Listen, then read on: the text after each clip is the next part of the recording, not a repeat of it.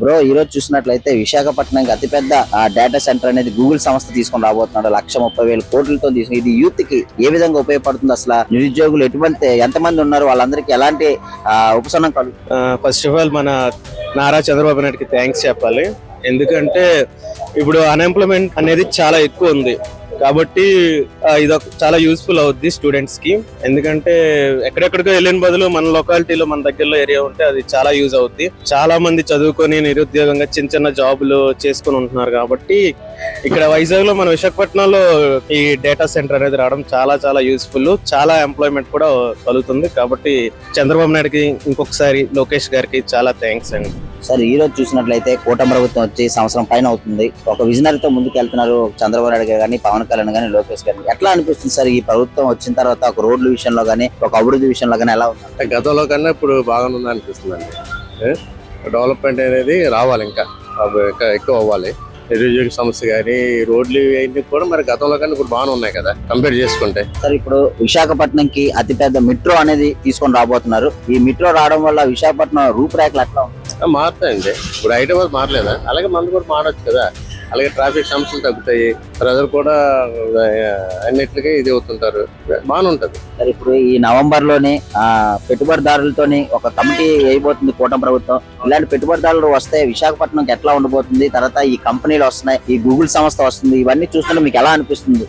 అంటే అది రేపు 14 తర్వాత కంపెనీలు వచ్చి ఇక్కడ ఇచ్చి ఎస్టాబ్లిష్ అయ్యాయి అనుకోండి, అన్ఎంప్లాయ్మెంట్ ఎక్కువగా వాళ్ళ ఉద్యోగాలు వస్తాయి. ప్లస్ సిటీ కూడా ఎస్టాబ్లిష్ అయ్యి హైదరాబాద్ తరహాలో ఇది కూడా మనం డెవలప్ అవుతుంది ఫ్యూచర్ లో అని నా అభిప్రాయం. బ్రో ఈ రోజు చూసినట్లయితే విశాఖపట్నం అనేది ఒక అభివృద్ధి దిశగా ప్రయాణిస్తుంది. అలాగే విశాఖపట్నంకి కూటమి ప్రభుత్వం 1,30,000 కోట్లతో గూగుల్ డేటా సెంటర్ తీసుకొని రాబోతున్నారు. ఇది తీసుకొని రాబోయే యూత్ కి ఎటువంటి ఉపయోగం ఉంటుంది, అసలు నిరుద్యోగ సమస్య ఎలా ఉంటుంది? ప్రెసెంట్ ఇప్పుడు చాలా మంది యువత కూడా ఖాళీగా తిరుగుతున్నారు బ్రదర్, ఏంటంటే ఉద్యోగాలు లేక. సో కూటమి ప్రభుత్వం మా వరకు అయితే మంచిగా చేస్తుంది బ్రదర్. నిజంగా చాలా వరకు మంచి సపోర్ట్ ఇస్తుంది.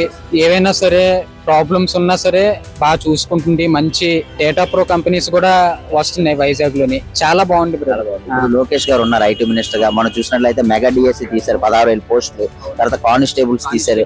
ఇవన్నీ చూస్తుంటే మీకు ఎలా అనిపిస్తుంది, అసలు లోకేష్ గారు పనితీరు ఎట్లా ఉన్నారు? లోకేష్ గారి పనితీరు చెప్పాలంటే చాలా బాగుంది అండి. నిజంగా ఆయన లాగా ఎవరు చేయలేరు సార్. నిజంగా లోకేష్ గారు చేసినంత ఎవరు స్టూడెంట్స్ కి ఏదైతే ఫ్రీడమ్ ఇస్తున్నారో, నిజంగా లాస్ట్ టైం వచ్చినప్పుడు కూడా ఎవరు ఇవ్వలేకపోయారు సార్. నిజంగా లోకేష్ గారు చాలా వరకు మంచిగానే స్కీమ్స్ అవన్నీ పెడుతున్నారు స్టూడెంట్స్ కి, చాలా అభివృద్ధి చెందుతుంది. ఇంకా కొన్ని రోజుల పాటు నాకు తెలిసి వైజాగ్ కూడా మంచి మెట్రో సిటీగా లైక్ సింగపూర్, జపాన్ లాగా అవుతుంది అని అనిపిస్తుంది. ఈ రోజు చూసినట్లయితే విశాఖపట్నంకి అతిపెద్ద డేటా సెంటర్ అనేది 1,30,000 కోట్లతో తీసుకొని రాబోతున్నారు కూటమి ప్రభుత్వం. ఇది వస్తే యూత్ కి ఎటువంటి ఉపయోగం ఉంటుంది? చాలా ఉపయోగం ఉంటదండి. చాలా జాబ్స్ కూడా క్రియేట్ చేయొచ్చు గూగుల్ సంస్థ రావడం అనేది. మన ఇండియాలోనే నాకు తెలిసి ఇది ఫస్ట్ స్టేట్ డేటా సెంటర్ అనేది రాలేదు. దాంట్లోని అంత పెద్ద సంస్థ వరల్డ్ లోనే టాప్ 5 సంస్థది. సో అలాంటి సంస్థ రావడం అనేది చాలా జాబ్స్ క్రియేట్ అవుతాయి. అలాగే చాలా ఆంధ్రప్రదేశ్ కూడా చాలా మంచిది. టోటల్ గా అయితే చాలా మంచిగా డెవలప్ అవుద్ది Andhra Pradesh. Vizag Google data centre రావడం వల్ల చాలా లాభాలు ఉన్నాయి. బ్రో ఈ రోజు చూసినట్లయితే విశాఖపట్నంకి అతిపెద్ద సంస్థ అయిన డేటా సెంటర్ గూగుల్ సంస్థ తీసుకొని రాబోతున్నారు 1,30,000 కోట్లతోని.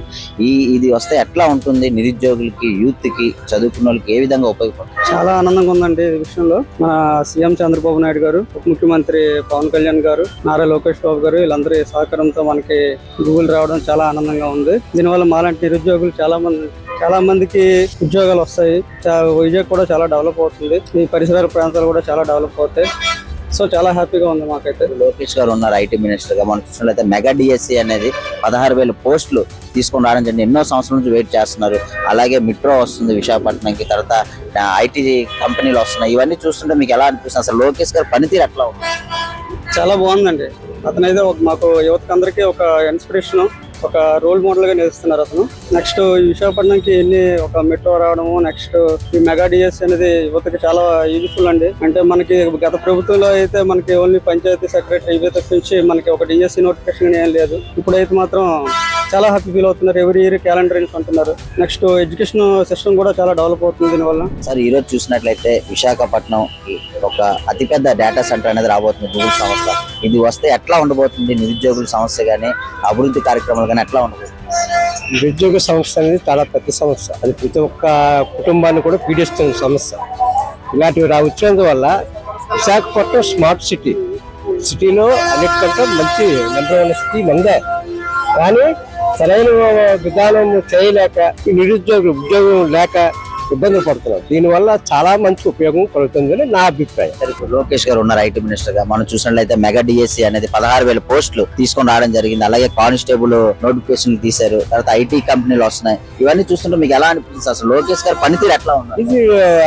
ఇది మంచి పరిణామం. ఇది ఇంకా అభివృద్ధి చేస్తే చాలా బాగుంటది అనేసి నా అభిప్రాయం. ప్రతి ఒక్కరి అభిప్రాయం కూడా నేను వెల్లడిస్తున్నాను.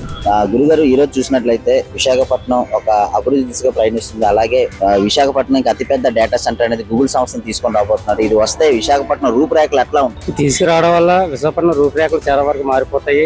యువత ఎంతో అభివృద్ధి చెందుతుంది. యువతకి చాలా అవకాశాలు వస్తాయి. దీనివల్ల ప్రతి ఒక్కరికి కూడా చాలా ఇదిగా ఉంటుంది. ఇది చేయడం గవర్నమెంట్ తీసుకోవడం మంచి నిర్ణయం మేము అనుకుంటున్నాం. దీనివల్ల చాలా ఉపాధి అవకాశాలు దొరుకుతాయని మేము ఆలోచిస్తాం. ముఖ్యంగా చూస్తే లోకేష్ గారి పనితీరు ఎట్లా ఉందండి? చాలా బాగుంది. ఆ విద్యాశాఖ ఆయనకి ఇవ్వడం అన్నది కరెక్ట్ అని ఈ రోజు నిరూపించారు లోకేష్ గారు. ఈ విషయంలో మటుకు లోకేష్ గారికి మేము మా తరఫున ధన్యవాదాలు తెలియజేస్తున్నాం. అయితే ఈ 4 సంవత్సరాల్లో ఇంకా డెవలప్ అయ్యే అవకాశాలు ఉన్నాయండి. చాలా అవకాశం ఉంది. ఈ ఎన్డీఏ గవర్నమెంట్ రావడం వల్ల రాష్ట్రం చాలా అభివృద్ధి చెందుతుందని అనుకుంటున్నాం. చెందుతుంది అని ఇలా నిరూపించడం కూడా జరిగింది. ఈ ఎన్డీఏ గవర్నమెంట్ కి మేము ఎప్పుడు సహకరిస్తామని థ్యాంక్ యూ.